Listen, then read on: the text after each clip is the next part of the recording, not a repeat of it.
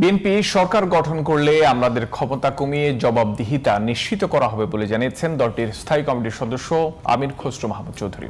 সকালে রাজধানীর একটি হোটেলে ইকোনমিক রিফর্ম সামিটের উদ্বোধনী অনুষ্ঠানে এমন কথা জানান তিনি।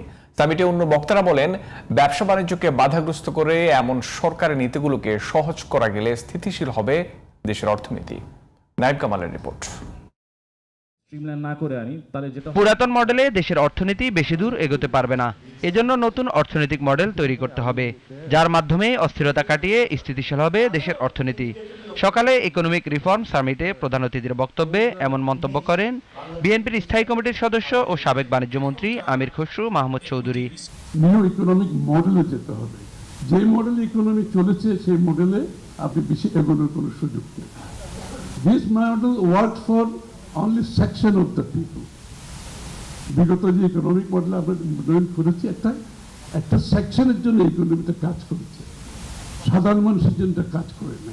তিনি বলেন, বিএনপি ক্ষমতায় গেলে বাড়বে বেসরকারি খাতের বিনিয়োগ ও কর্মসংস্থান।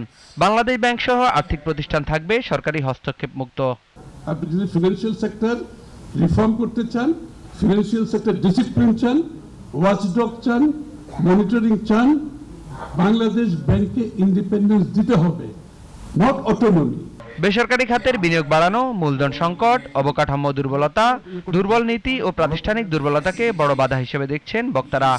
Bangladesh does not have a national investment policy, এবং যার কারণে আমাদের যে ইনভেস্টমেন্টের যে ন্যাশনাল ভিশন, এটার ইম্পর্টেন্স, এটার ডিস্ট্রিবিউশন এবং এটার লং টার্ম ওনারশিপ, সেটা ফান্ডামেন্টালি মিসিং। বর্তমানে যে জ্বালানি সংকট, তার কোনো দ্রুত সমাধান নেই। নিজস্ব জ্বালানি উৎপাদন বৃদ্ধির কারণে, অর্থাৎ নবায়নযোগ্য জ্বালানির কথা যদি আমরা বলি, সেগুলো সময় সাপেক্ষ এবং সেটা ধীর গতিতে হয়। এমবেসিতে আমাদের যে কমার্শিয়াল উইং বা ইকোনমিক উইংগুলি আছে, তাদেরকে এই এমবেসির ভেতরে আটকে না রেখে জেট্রো, কোট্রা এদের মতো একটি সেপারেট এন্টিটিতে স্থাপন করার এখন মনে হয় সময় এসেছে। প্রতিটা জায়গায় আমরা চাই দলীয়করণের ঊর্ধ্বে উঠে যারা দেশের জন্য, দেশের মানুষের জন্য যা কিছু ভালো, সেখানে আমরা সহযোগিতা করতে চাই। দুদিনব্যাপী এই সামিটে বিনিয়োগ, কর্মসংস্থান, রপ্তানি বৈচিত্র্যকরণ, ক্যাশলেস অর্থনীতি সহ 8টি বিষয়ে আলোচনা হবে। এতে বেসরকারি খাতের উদ্যোক্তা, অর্থনীতিবিদ ও রাজনৈতিক নেতারা অংশ নেন।